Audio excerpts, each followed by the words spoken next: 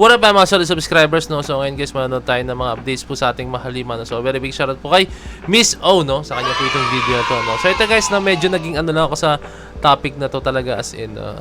Ito nga, no? So alam niyo naman guys, no? Nanonood po ako and I'm a fan of P-pop. P-pop music po talaga, no?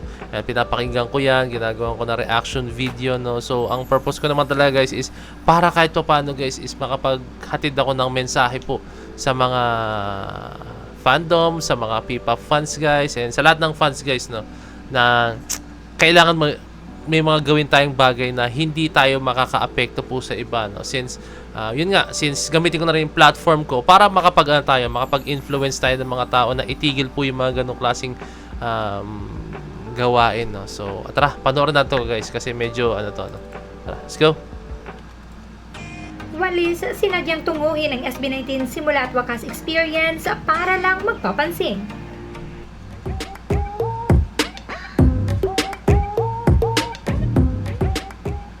Eto na naman, may isang walis na kunwari na padaan lamang sa SB19 simula at wakas experience venue at ipinost pa ito at ang sabi, yung ang ingay ng bini anik-anik ko tapos need ko dumaan dito. Pwera puksa. First of all, wala pang masyadong establishment sa Gateway 2 sa parte kung saan nandoon ang SAW experience. So, pwera, tapos need tapos need ko dumaan dito. Pero, okay. ko dumaan dito. Pwera puksa. First of all, wala pang masyadong establishment sa Gateway 2 sa parte kung saan nandoon ang SAW experience. At kailangan mo pang maglakad sa mahabang hallway para makarating sa lugar. Kaya hindi lang basta-basta ang dumaan etong isang walis, kundi ay dinayo niya talaga. Plus the fact that she posted this knowing it can trigger another fan war. May nag-comment pang kapwa niya walis at ang sabi, may mga paganyan pala sila pero bakit yung mga fans nila umaabot pa sa bakod ng Binilandia? May mga paganyan-ganyan pa sila pero bakit yung mga fans nila umaabot pa sa bakod ng Binilandia, no? This is so ironic at nakakatawa dahil baliktad yata. Si OP na kapwa niya walis ang literal na umabot sa bakod ng 18 fandom and she even spent time and effort para makarating sa lugar at i-post pa ito. May isang walis pang nagsabi, mas lalo mo pang kalampagin yung mga anik-anik mo yung tipong madidinig nila.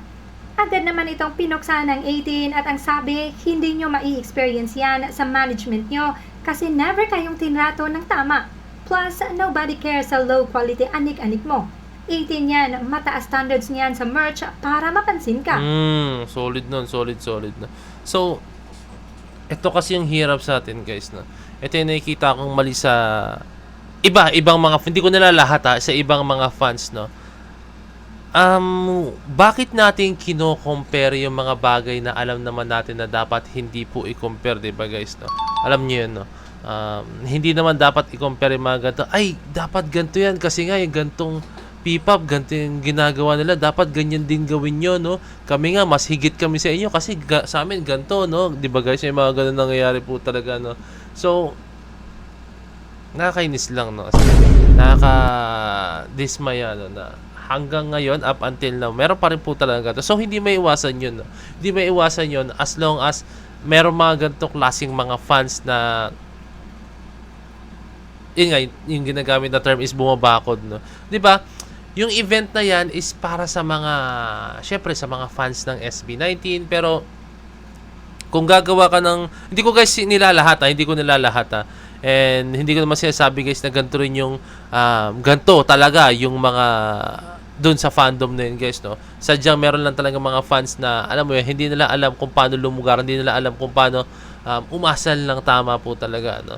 So, I think naman guys, etong kung sino man tong nagsabi na, no, I think fan din siya ng SB19 pero mas more on dun siya sa yun, sa Bini, no. I think ganun yung tingin ko guys as in, no?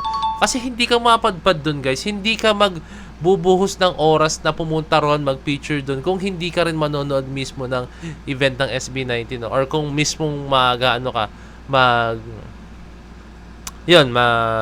take time. Kasi guys, tandaan nyo guys, napakalayo rin ng venue and at the same time guys, hindi naman ganun kadali pumunta sa venue, no? Kailangan mo talaga magbigay ng maglabas talaga ng pera, yun yung pinakamadaling term, maglabas talaga ng pera, no, para makapunta, and yung expense pa talaga, guys, no. So I think fan siya ng SB19 pero mas lamang sa BINI, no. So parang kino-compare niya, no? Yung kasi ang hirap, guys, no, pag fan ka ng napakaraming fan ng mapakaraming P-pop groups, no, talagang hindi mo maiwasan mag-compare. Ako, guys, hindi naman lahat ganun, guys. Ako, guys, I'm a fan of P-pop music, no. So lahat 'yan gusto kong iangat po talaga, no. Lahat 'yan, no. So as much as possible, gusto ko po talaga mabawasan, no, yung mga ganitong klaseng mga nangyayari sa ating P-pop community, guys, no. So okay, tuloy na to. May nagsabi ding nanibago ka sa high quality event for the fans, kaya pagmasdan mong mabuti, wala kayo niyan, di kayo makaka-relate. Ang maganda lang dito, guys, yung pagsagot ng 18, no, talagang may respeto sila, no. Like, oo, sige, sumasagot sila ng in a way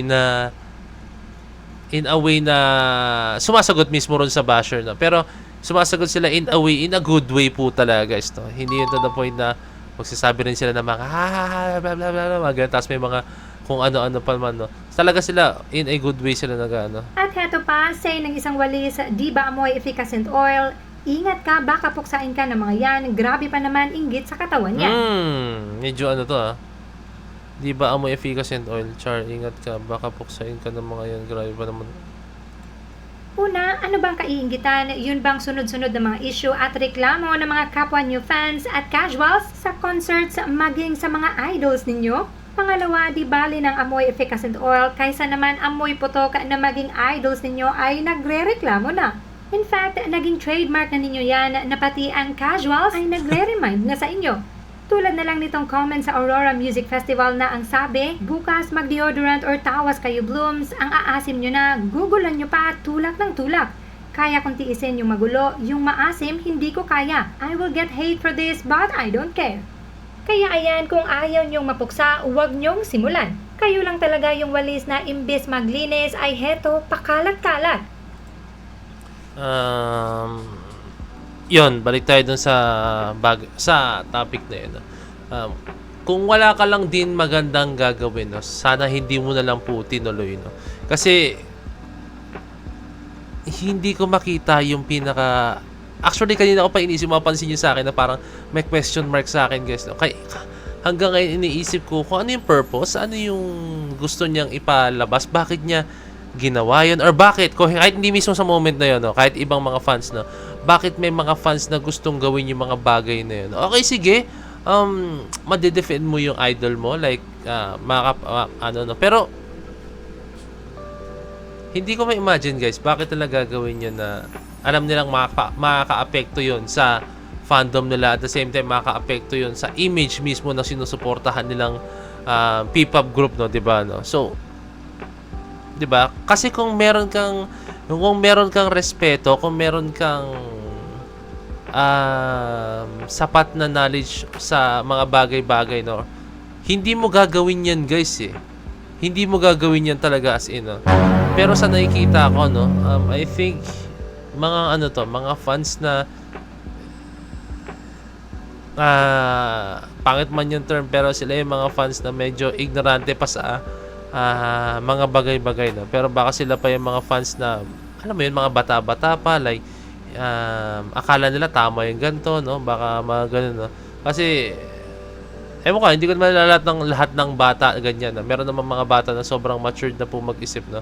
Pero baka hindi pa nila alam yung tama at mali po talaga, no. Yun lang nakikita ko ron. Baka hindi nila alam yung tama at mali, no. Hindi nila alam yung mga bagay na ganito, no. So wala lang, sana mabawasan natin yung ganito, no. Nakasama lang ng loob, no, na nangyayari to sa P-pop community, no, sa isang bagay na, or sa isang fandom na talagang, ay sa isang mundo na alam, na sinusuportahan ko rin po talaga, no. So yun lang, medyo masakit lang para sa akin po talaga, no. And ayun, so ayun lang, basta spread the love lang, guys, no. Na gusto ko yung ginagawa ng 18 na talagang sumasagot sila in a good way, sumasagot sila na alam nila na hindi sila makakaapak ng ibang tao, no. Sige, i-bash nyo kami, pero babalikan namin kayo ng mabuting mga response, no. So ayun, guys, ayun, maraming salamat sa video, no, and I hope na naging informative ako sa inyo, na at the same time sana po tayo lahat ay, sabi nga nila, no, maging knowledgeable sa lahat-lahat ng bagay, no, kasi the more na papakita natin na tayo ay hindi knowledgeable sa mga bagay-bagay, no, the more lang na tayo magmumukhang ignorante, and pinakamadaling sabihin is tayo yung talo sa kung ano man ang pwedeng mangyari, guys, no? So ayun lang, guys, maraming salamat. So this is Point of It signing out. Peace. Let's see.